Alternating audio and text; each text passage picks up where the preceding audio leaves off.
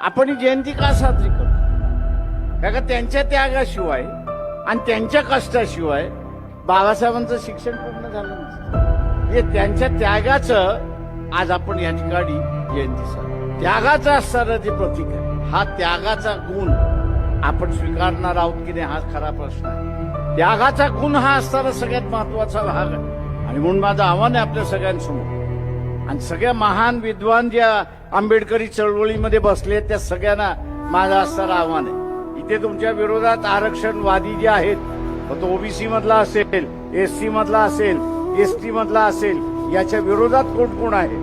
काँग्रेस विरोधात आहे, शरद पवारांची एनसीपी विरोधात आहे, भारतीय जनता पक्ष विरोधात, RSS हे तुमच्या विरोधात आहेतच. त्यागाची भूमिका करायची असेल तर आमचं मत यांना आता नाही, हा निश्चय त्या ठिकाणी झाला पाहिजे.